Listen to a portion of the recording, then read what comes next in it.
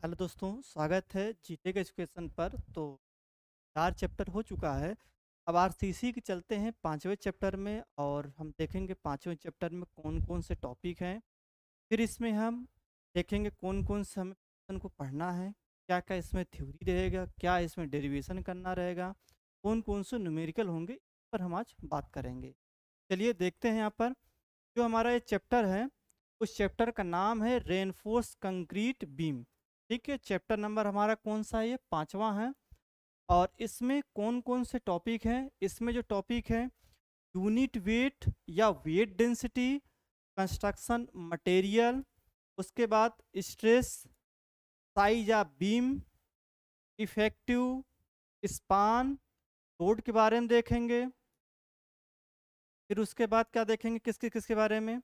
फिर उसके बाद हम बात करेंगे यहाँ पर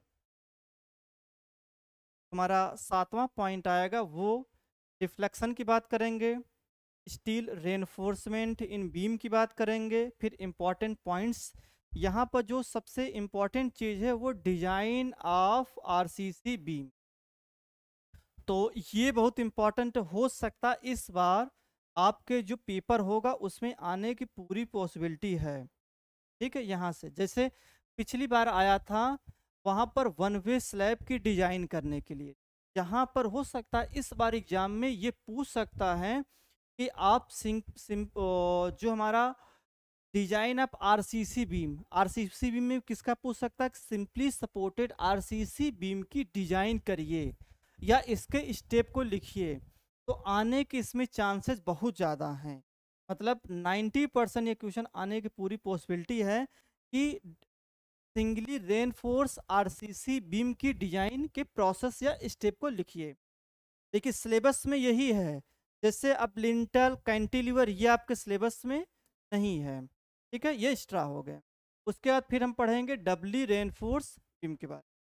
चलिए, तो सबसे पहला हमारा आता है जो टॉपिक में यूनिट वेट या वेट डेंसिटी या कंस्ट्रक्शन मटेरियल। तो अगर प्लेन सीमेंट कंक्रीट है, प्लेन सीमेंट कंक्रीट जैसे हमने पिछले क्लासेस में आपको बताए हैं कि प्लेन सीमेंट कंक्रीट उसे बोलते हैं जहां पर हम कोई रेनफोर्समेंट नहीं डालते हैं। ओनली फॉर हम क्या डालते हैं, जो हमारा कंक्रीट है, कंक्रीट के अंदर कंपोनेंट में जैसे एग्रीगेट, सीमेंट, वाटर, सैंड, इनका एक मिक्सर होता है, होमोजेनियस मटेरियल होता है, उसी को हम कंक्रीट कहते हैं। और उसी कंक्रीट के रूप में हमने क्या नाम दिया? Plane cement concrete, PCC. अगर इसका हम वेट निकालेंगे, वेट मतलब कैसे आएगा? मास अपान वॉल्यूम। ये हमारा आता है 2400 केजी पर मीटर क्यूब। या इसको क्या करें, अगर न्यूटन बदलेंगे तो 24,000 हो जाएगा। अगर रेनफोर्स सीमेंट कंक्रीट है, आरसीसी मतलब हमने सरिया प्रोवाइड किया है, तो इसका वेट थोड़ा बढ़ जाएगा। कितना हो जाएगा? 2500 केजी पर मीटर क्यूब, या फिर क्या हो जाएगा? 25,000 हो जाएगा। लाइम कंक्रीट की बात करेंगे, खासकर दोनों का यूज ज़्यादा हो रहा है, लाइम की थोड़ा सा यूज कम हो रहा है, बस थोड़ा सा उसको याद करना। मगर इम्पॉर्टेंट जो है वो हमें देखना है पहला और दूसरा पॉइंट, ये याद होना जरूरी है। उसके बाद लाइम कंक्रीट का 1920 होता है, और अगर हम न्यूटन पर मीटर स्क्वायर में देखेंगे तो 19,200।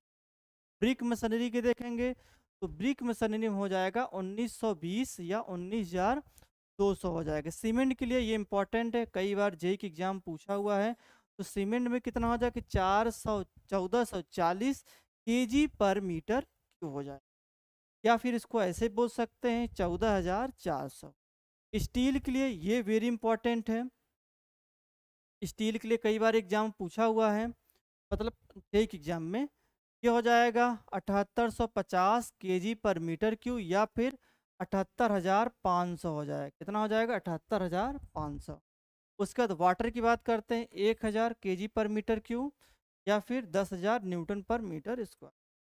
ठीक है, आगे चलते। अब बात करते हैं यहाँ पर,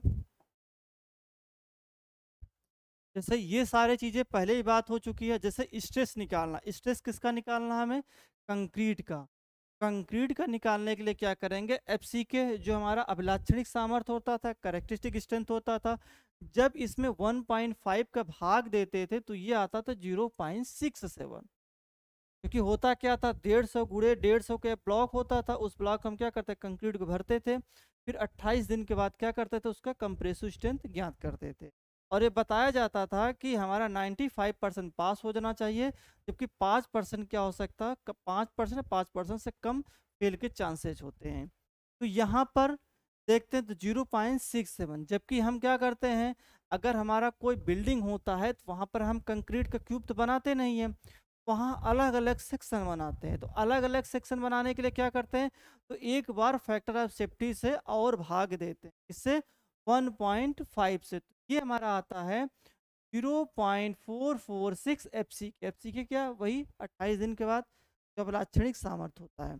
इसको कभी कभी ऐसे ही बोल देते हैं 0.45 FC। ठीक है, कितना होता है 0.45 FC।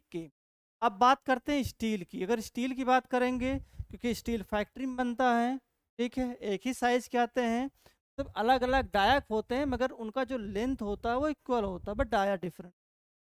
तो यहाँ पर क्या करेंगे 1.15, पिछले क्लास में बता दिए थे, क्या आता है 0.87 F5। अब क्या करेंगे, साइज के लिए अलग अलग बुकों में अलग अलग दिया है, बट यहाँ पर हम एक चीज़ बताएंगे जिससे आपको क्लियर होगा। साइज ऑफ बीम, अगर पहले साइज ऑफ बीम निकालना, तो अगर हमारा बी दिया होगा, ठीक है, या बी नहीं भी दिया होगा, तो सबसे पहले हमारा लेंथ दिया होगा। तो लेंथ का L/10 से L/20 जो आप कॉमन है वो मान सकते। अगर इसका L/20 कर देंगे, तो L/20 करेंगे तो B का मान आ जाएगा। जब B का मान आएगा तो अगर हमें D का मान निकालना, क्योंकि जो हमारा सेक्शन होता है, जो बीम होती है, वो क्या होती है, चौड़ाई होती है, गहराई होती है। तो अगर हमें क्या चौड़ाई निकालना होगा, तो क्या करेंगे, जो लेंथ होगी बीम का, उसमें 10 से 20 से भाग दे दीजिए, या 15 ले लीजिए आपके ऊपर, मतलब 10 से लेकर 20 के बीच में कुछ ले लीजिए। वहां से क्या आ जाएगा, बी आ जाएगा। जब बी आ जाएगा तो डी निकालना होगा। तो डी निकालने के लिए 1.5 से 2, मतलब जो भी बी आएगा उसका 1.5 से 2 गुना क्या होता है, हमारा डी होता है। क्या होता है, डी। और डी में कौन सा होता है, इफेक्टिव। कौन सा होता है, इफेक्टिव।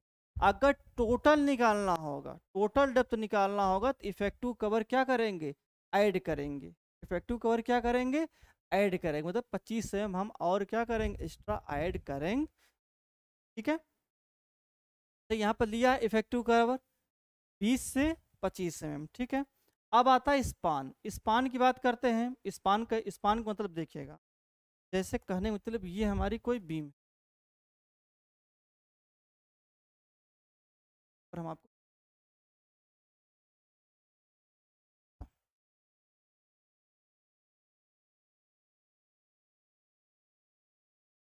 ये हमारी ये हमारी क्या हो जाएगी, पान हो जाएगी।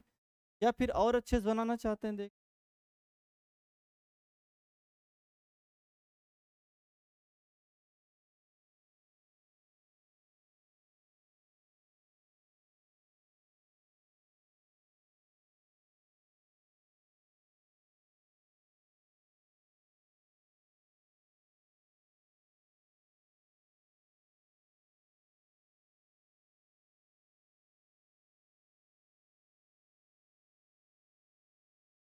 ये हमारी क्या हो जाएगा, ये हमारी हो जाए। वैसे क्या करेंगे, टोटल निकालना होगा, यहाँ से लेकर यहाँ तक डी रखें। बी क्या हो जाएगी, इसकी जो चौड़ाई मान लीजिए,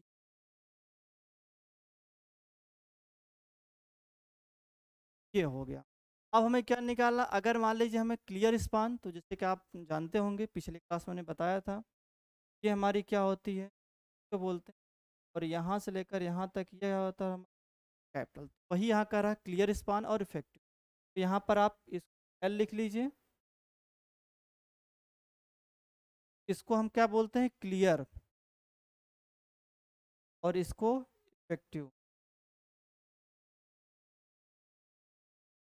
क्या बोलते हैं, इफेक्टिव बोलते हैं। तो अगर हमें क्या करना है, अगर हमें निकालना होगा एल, अगर एल निकालना होगा स्मॉल एल, तो क्या करेंगे, यहाँ से एल हो गया, और ये वॉल को आधा ले लेंगे, और इस वॉल को आधा, क्योंकि ये यहाँ से लेकर यहाँ तक है ना, तो इस वॉल को आधा और इस वॉल का आधा ले लेंगे। यहाँ तक जो लंबाई होगा वही हमारा होगा इफेक्टिव स्पान।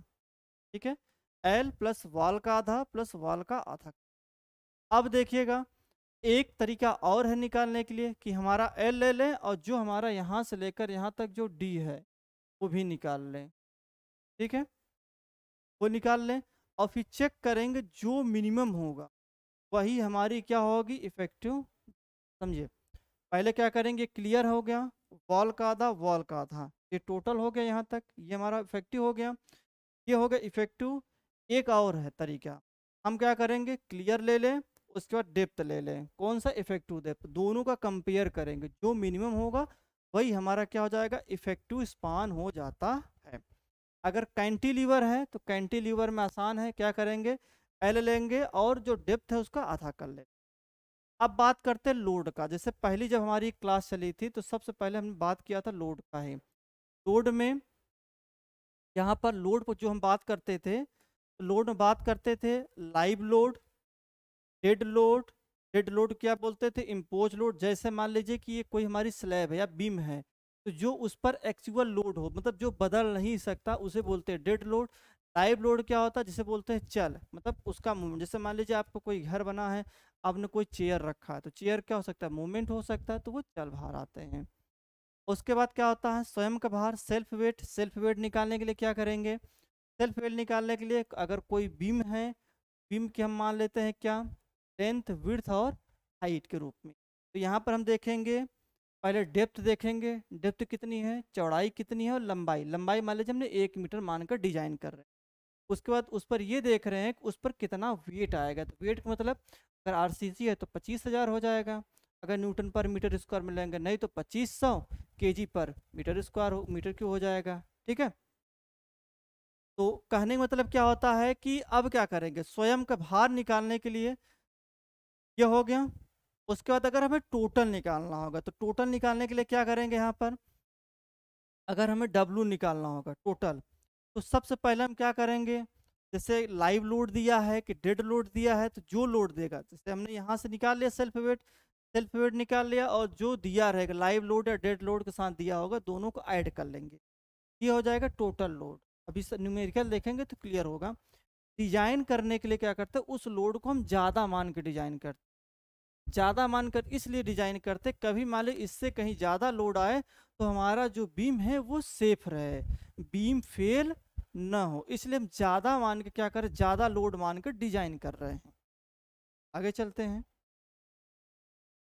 अब देखेंगे यहाँ पर एयर फोर्स और बेंडिंग मोमेंट। जैसे सब में आपको पिछले क्लास में आपने पढ़ा होगा, कैंटिलीवर बीम है ये, डब्लू लोड आ रहा तो शियर फोर्स कितना होगा, डब्लू होगा। बेंडिंग मोमेंट क्या होगा यहाँ पर, डब्लू इंटू लेंथ होगा, जो यहाँ पर हम क्या लेंगे, लेंथ लेंगे वो हो। ठीक है, उसके बाद अगर हमारा सिंपली सपोर्टेड बीम है, अगर उस पर हमारा क्या काम कर रहा, डब्लू किलो न्यूटन का लोड काम कर रहा, तो ये कितना हो जाएगा, डब्लू इंटू एल। और अगर हमारा बेंडिंग मोमेंट निकालेंगे, डब्लू एल, और कितने पे काम करता है, L/2, डब्लू एल स्क्वायर।